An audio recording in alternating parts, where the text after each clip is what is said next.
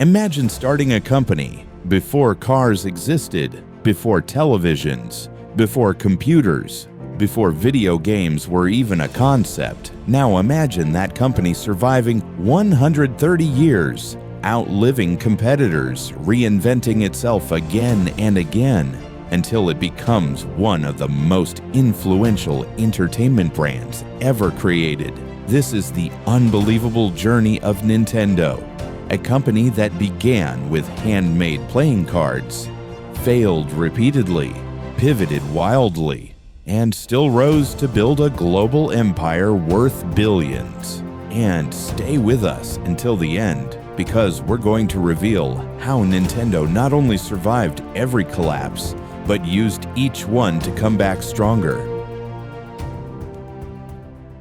Kyoto, Japan, 1889. Nintendo wasn't born with explosions, mascots, or consoles. It began quietly. A small shop, a single craftsman, and a deck of handcrafted Hanafuda playing cards. They were beautiful, but they had a dark side, gambling, and the Japanese government constantly cracked down on it. Nintendo would rise, then crumble, then pivot, only to crumble again. But in this cycle of risk and reinvention, something important formed. Nintendo learned how to survive, and that survival mindset would one day build an empire. When 22-year-old Hiroshi Yamauchi took over in 1949, the company was almost broke. His approach wasn't cautious. It was chaotic, but brilliant. He didn't protect Nintendo's past. He attacked its future. He tried everything. Instant rice, a taxi company, vacuum cleaners, even love hotels. On paper, these moves look insane.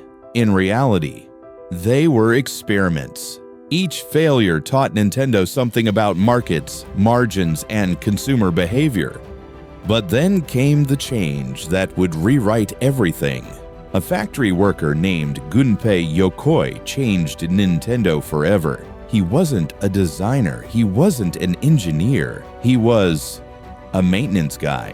But one afternoon, Yamauchi caught him tinkering with a silly mechanical toy, a plastic arm that grabbed items when extended.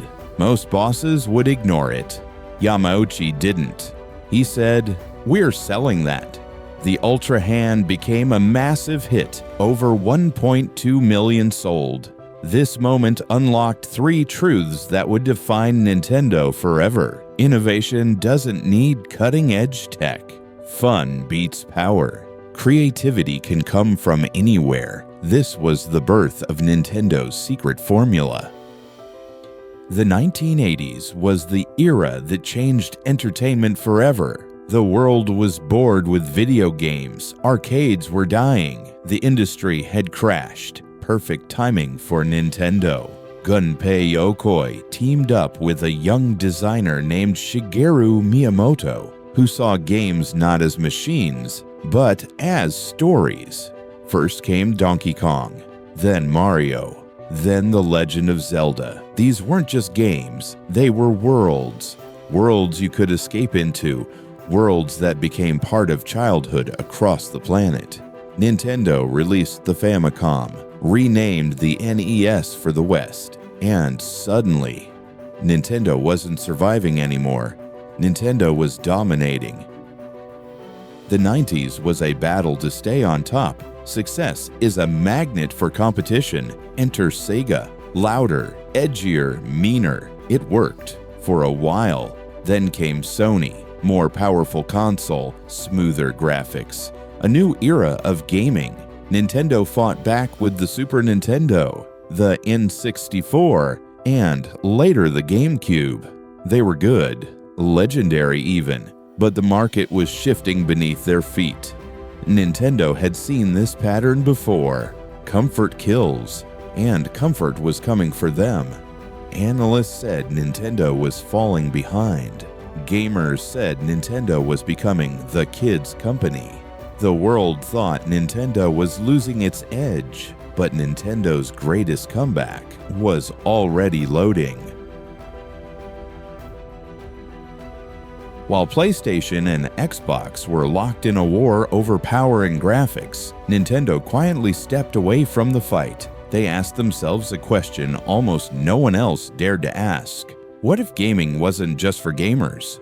That question became the Wii. At first, everyone laughed. It looked underpowered, the controller seemed ridiculous, and the specs couldn't compete with anyone. But none of that mattered, because the Wii went on to sell over 100 million units. Families bought it, grandparents bought it, hospitals, schools, and physical therapy centers used it for movement, balance, and rehabilitation. Nintendo didn't win by attacking the competition. They won by changing the rules entirely, by focusing on fun, simplicity, and universal appeal. But success doesn't last forever. Their next console, the Wii U, became one of their biggest failures. A confusing pitch, a weak launch, and an identity crisis nearly sunk them. And yet, just like they'd done so many times before, Nintendo reinvented themselves again. The failure of the Wii U taught them something important. People wanted freedom. Freedom to play at home.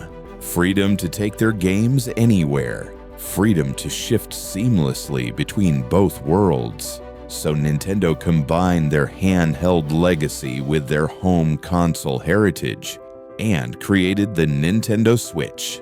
It wasn't the most powerful, it didn't have the strongest specs, but once again, none of that mattered because the Switch became one of the best-selling consoles in history, not because of the hardware, but because of the worlds it carried with it. Worlds shaped by Mario, Zelda, Pokemon, and decades of experimentation. They learned from every failure instead of running from it.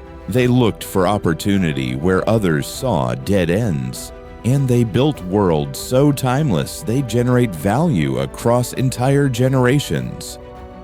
From cards, to toys, to arcades, to home consoles, Nintendo reinvented not just itself, but entertainment itself. And it all started in a tiny shop in Kyoto. Thanks for watching Nintendo's story. If you believe in learning from the greats, if you believe success leaves clues, then you're in the right place. This is how. History, opportunity, wealth. Every success has a story. Subscribe so you never miss the next one.